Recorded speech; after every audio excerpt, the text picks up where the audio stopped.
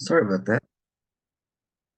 Okay, so we'll discuss today what happens if somebody is awake all night. We already discussed a situation where somebody wakes up in the middle of the night to either feed or change the diaper of their baby, or guard duty. We discussed yesterday, and so this is just about staying up all night.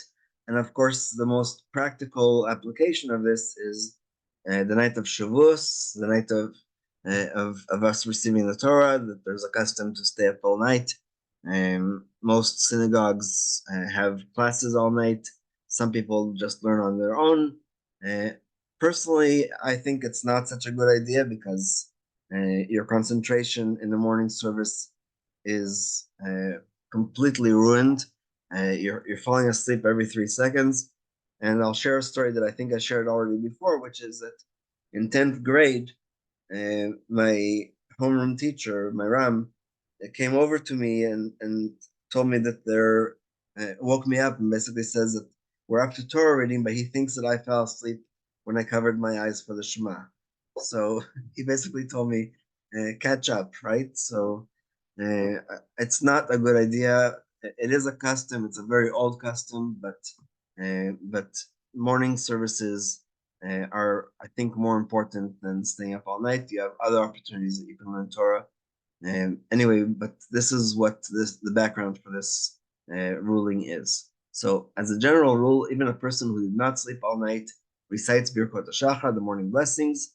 As we learned in Halacha 3, these brachot were instituted on the basis of general benefit, and therefore, even if one does not personally derive pleasure from something, he still recites a bracha on it. However, there is a difference in minhag regarding a number of brachot. Concerning washing one's hand, it is agreed that a person needs to wash his hands before praying.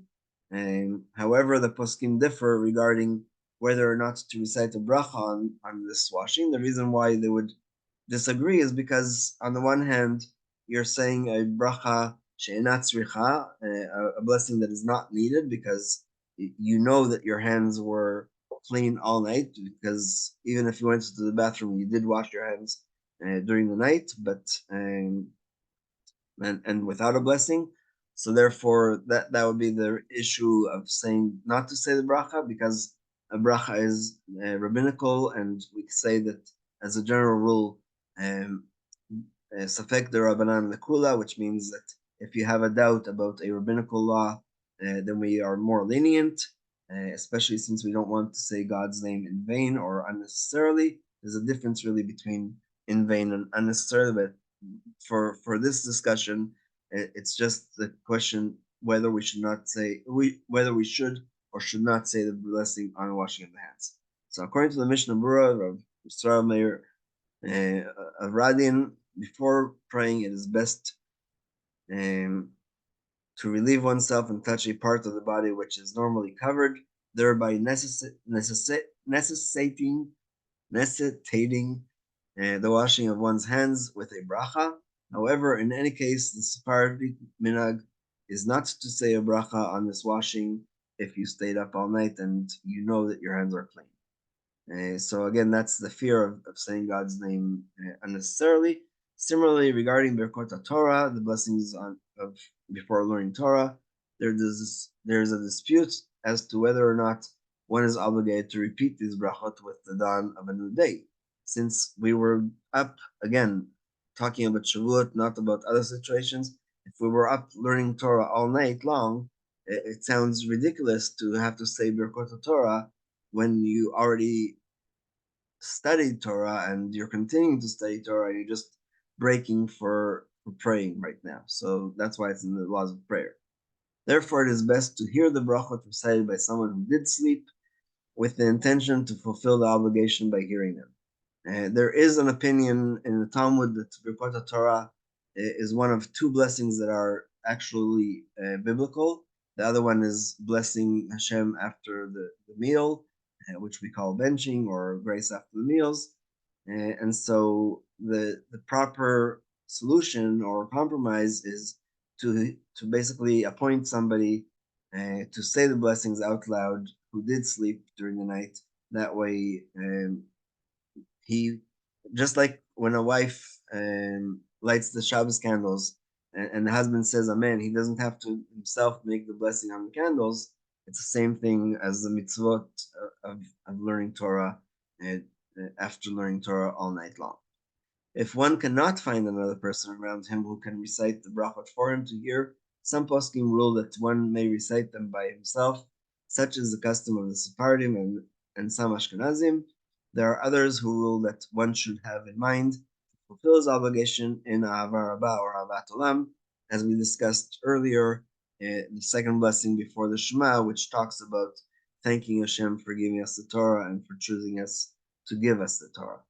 And that is how most Ashkenazim practice. And so, again, the compromise is to appoint somebody to basically say, you're the one who did sleep last night, so you should say the blessing for us. But otherwise, you can still say them because you are learning Torah anew on this day.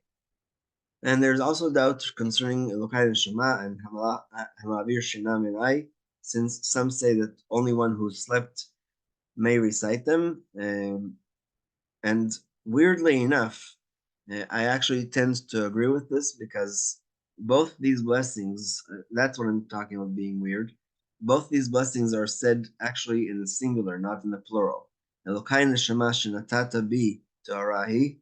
Okay, the soul that you gave me personally is pure, etc. And Hamavir Shina Me'enai Utmana Afipai, who removes the sleep from my eyes and from my head, basically awakening. You can't say that you awakened if you were up all night.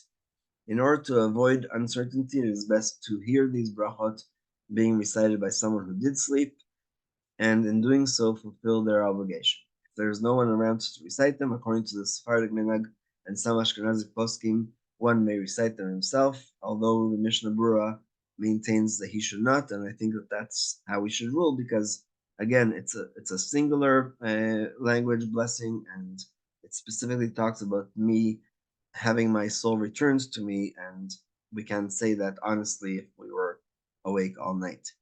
In summary, according to the Sephardic minhag and some Ashkenazim, one recites all the brachot with the exception of Al Netilat Yadayim, and it is best to hear another person recite Birkot Torah, Elokai Neshama, and Ma'avir Shena, which is the last blessing of the morning blessings. And according to the majority of the Ashkenazim, based on the Mishnah Berurah, one first goes to the bathroom and then recites Al Netilat Yadayim concerning Birkot Torah, Elokai Neshama, and Ma'avir Shena. One should hear another person recite them. If there is no one else there who needs to say these brachot, a person may not recite them on his own, again, because of saying Hashem's name unnecessarily. Rather, he should have in mind to fulfill the obligation of Birkot Torah in Ahava Rabbah or Ahavat Olam, depends on your minhag. So that's the topic for today, and again, it's most practical on Shavuos, but I'm sure there's other people who stay up all night or unintentionally wake up, before Chatzot, and so it's considered as if they were awake all night. Of course, if you do wake up before Chatzot, you should wash your hands just like you wake up from a nap during the day. And that's the conclusion of this. And tomorrow we'll learn the value of Birkot Torah, the special blessings that, like I said, the Talmud suggests is actually a biblical obligation to say them.